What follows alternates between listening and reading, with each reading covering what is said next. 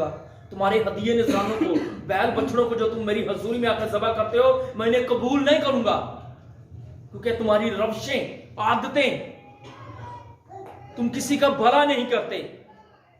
जी आगे थोड़ा सा और पढ़िएगा। तब मैंने कहा, आह ए खुदावंद खुदा, देख अंबिया उनसे कहते हैं तुम तलवार ना देखोगे। अंबिया क्या कहते हैं? खुदावंद कह रहे हैं कि मैं उनके रोजों को, उनकी इबादतों को, उनकी शुक्रगुजारियों को कबूल नहीं करूंगा। और अंबिया कराम क्या यहां पर नबूवतें कर रहे हैं, खुदा के खादम नबूवतें क्या कर रहे हैं कि तेरी शुक्रगुजारी कबूल हो चुकी है, तुझे खुदा ने तेरी शुक्रगुजारी, तेरे रोजा को कबूल किया है। अंबिया अकराम जो है, नबी जो है, वो झूठी नबूवतें करना शुरू हो गए हैं। खुदावंद कह रहा है मैंने तो कलाम नहीं किया उनके साथ, मैंने तूने कहा ही नहीं है। जी आगे पढ़िए। और तुमने काल ना पड़ेगा, बल्कि मैं इस मकाम में तुमको हकीकी सलामती बख्शूंगा। ये अंबिया अकराम जो है, जो नबी हैं इसराइल में, वो कह रहे हैं, यिर्मयाह कह रहा है कि खुदावंद तेरे बंदों ने, तेरे लोगों ने जाकर तेरी कौम से कह दिया है कि तुम्हारे ऊपर सलामती होगी, और तुम जिस जगह पर रहते हो तुम पर सलामती ही सलामती रहेगी, तुम सरफराजी ही पाते जाओगे। ये लोगों के सोचे हैं, लोगों के ख्यालात हैं, ये खादमों की, नबियों के जहन है।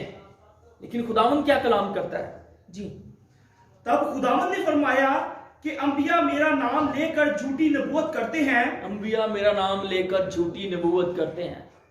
बाइबल कहती है कि आखिरी जमाने में झूठे नबी उठ खड़े होंगे, बहुत सारी नबूवतें करेंगे। खुदा का कलाम क्या कहता है? खुदावंद क्या कह रहा है? कह रहा है कि मेरा नाम लेकर झूठी नबूवतें करते हैं, मेरे नाम को बदनाम करते हैं। मैंने उन्हें नबूवत के लिए नहीं कहा, मैंने उन्हें नहीं कहा कि जाके तबलीग करो, इस कौम के लिए सलामती चाहो, मैंने उनसे नहीं कहा। खुदावंद कह रहा है मैंने नहीं कहा। अंबिया कराम कह रहे हैं हम सलामती मांग रहे हैं। जी आगे थोड़ा सा पढ़िए।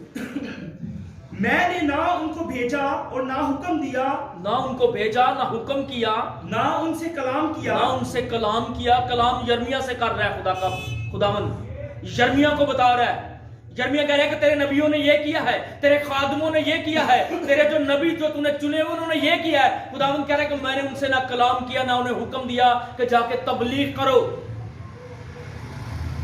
जी थोड़ा सा और आगे। वो झूठी रोया और झूठा इल्मे गैब और बतालत और अपने दिलों की मकारी नबूवत की सूरत में तुम पर ज़ाहिर करते हैं, पर जाहिर करते हैं।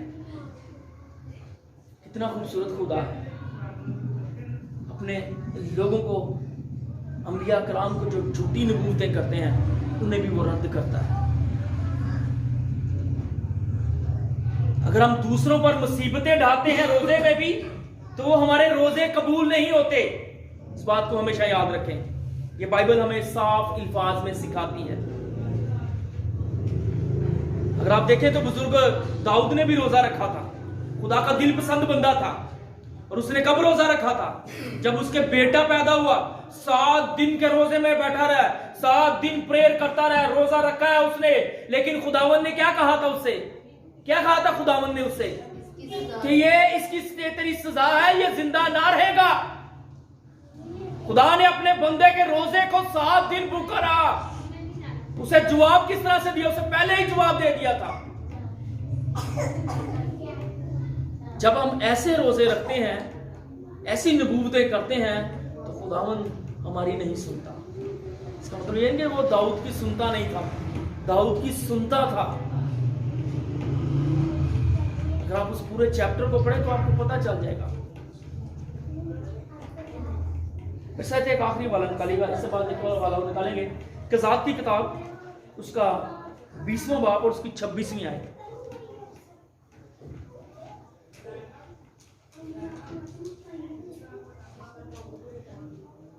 जी कज़ात की किताब, उसका 20वां बाब और उसकी 26वां आयत। जी तब सब बनी इसराइल और सब लोग उठे और बैतेल में आए और वहां खुदावंद के हुजूर बैठे रोते रहे। और उस दिन शाम तक रोजा रखा। उस दिन कब तक रोजा रखा? शाम तक रोजा रखा। और अपनी शुक्रगुजारियां, अपनी कुर्बानियां खुदावंद की हजूरी में लाए। एक और हवाला निकालिएगा, पहला शमूएल 7वां बाब उसकी छठी आयत, शाम तक रोजा रखा।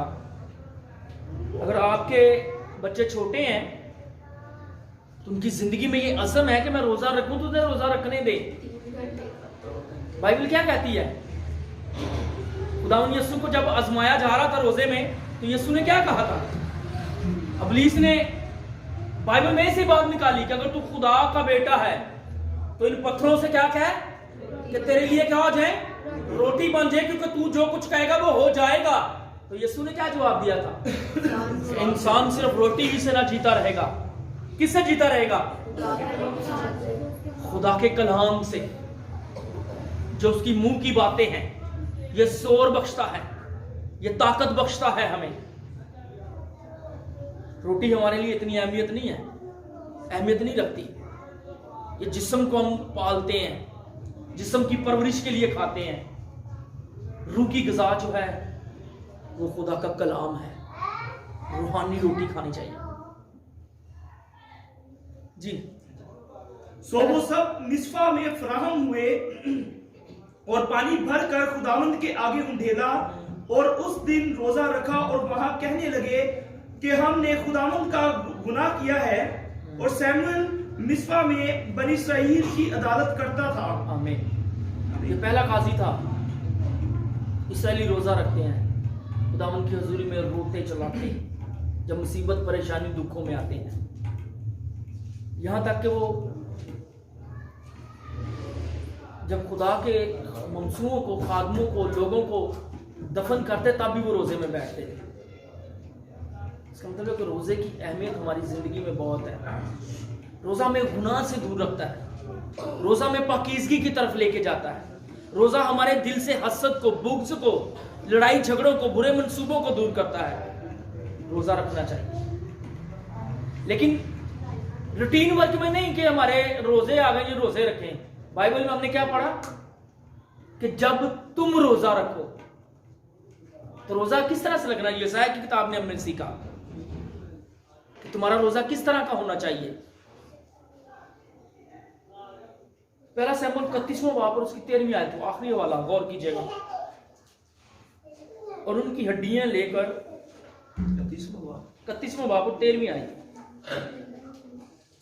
और उनकी हड्डियां लेकर ये 20 में जाओ के दरख्त के नीचे दफन की। जाओ के दरख्त के नीचे दफन किया और 7 दिन तक रोजा रखा। और 7 दिन तक रोजा रखा। किनकी हड्डियां?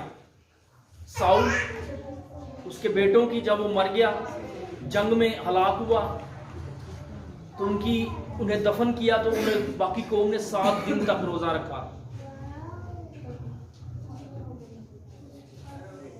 बहुत सारे हवाला जाते हैं।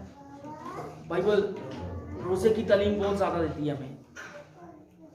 रोजा रखना भी चाहिए, ये हमारी जिंदगी के लिए फायदेमंद है। अब तो साइंसदान भी कहते हैं कि हफ्ते में एक बार तो भूखा जरूर है। उन्होंने भी कह दिया कि खुराक इस तरह की हो गई है, इंसान के अंदर बीमारियां इतनी पल रही हैं। जब हम रोजे में रहते हैं तो खुदा की कुर्बत में रहते हैं, खुदा की नजदीकी में रहते हैं। हमें एहसास होता है कि मैंने रोजा रखा है, खुदा के लिए रखा है। हम गुनाह से दूर रहते हैं, बदी से दूर रहते हैं, किसी का बुरा नहीं सोचते, हमारी जिंदगी से भलाई निकलती है।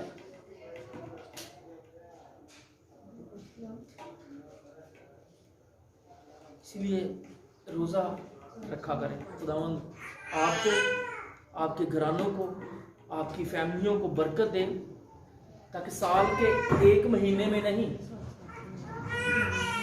मेरी दुआ है कि आप साल के 12 महीनों में अपनी रूटीन बनाएं कि हम रोजे में ठहरा करें,